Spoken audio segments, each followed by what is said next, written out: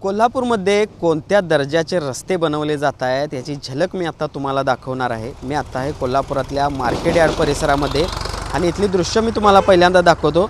याच ठिकाणी असलेल्या एका हॉलमध्ये काल एकनाथ शिंदे यांच्या शिंदे गटाचा मेळावा होणार होता आणि त्यामुळे काल सकाळी हा रस्ता जो आहे या रस्त्यावर डांबरीकरण करण्यात आलं आहे। खरं तर गेली 10 वर्ष या रस्त्यावर डांबर पडलेलं नव्हतं आणि 10 वर्षानंतर काल या रस्त्यावर डांबर पडलं, ते हे उपमुख्यमंत्री एकनाथ शिंदे या रस्त्यावरून जाणार आहेत म्हणून। मात्र हे देखील काम करत असताना किती निकृष्ट दर्जाचं झालेलं आहे आपण बघू शकतो।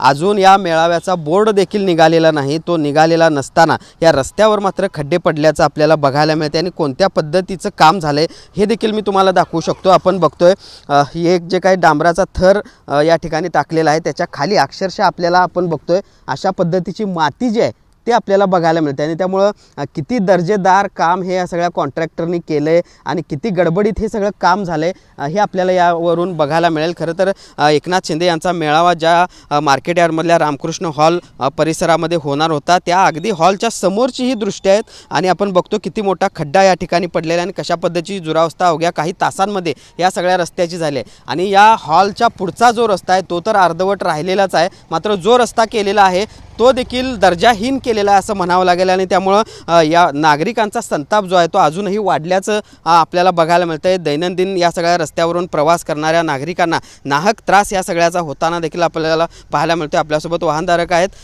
काय सांगाल? वर्षानुवर्ष रस्ता रखडलेला होता, काल काम झालं मात्र आज पुन्हा खड्डे दिसत आहेत। हो बरोबर आहे, हो सारखीकडे जाण्या येण्याकरता भरपूर ट्रॉफिक असतं, कार्यालयाला जायला लागतं, इथं रेल्वेचं ट्रॅक आहे, जाऊन येऊन एकदम सगळे दमतेत आणि गाडी ओर खाली पाण्याचे तरी खडू भरपूर पाणी आहे, खड्डे तरी कमीत कमी 2 फुटाने भरलेले आहेत आणि आम्ही इकडे कार्यालयाला येतोय, परत मार्केट यार्डमध्ये येतोय, परत इकडं लॉजिंगला वगैरे। काल एकनाथ शिंदे येणार म्हणून हा सगळा रस्ता केला आणि आज पुन्हा त्या रस्त्यावर खड्डे दिसत आहेत, दर्जाहीन काम कसं काम झालं? नाही एकदम त्यांनी फास्ट केलेले आहेत, एकदम ते मंत्री येणार म्हणून त्यांनी एकदम फास्ट केलेले आहेत, त्यामुळे एकदम दर्जा रोड नाही आहे आणि त्यांनी 1 दिवसात असं रस्ता होत नाही आहे कधी।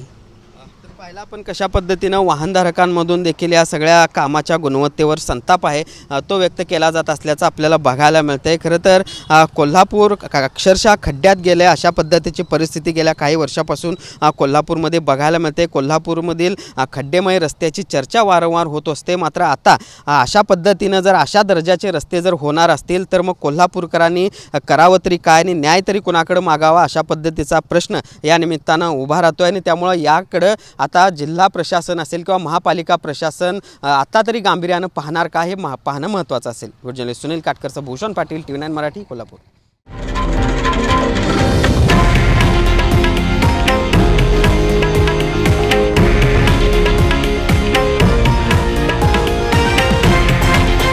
हे आहे देशातील नंबर 1 न्यूज नेटवर्क आणि आपण पाहत आहात TV9 मराठी, एकमेव।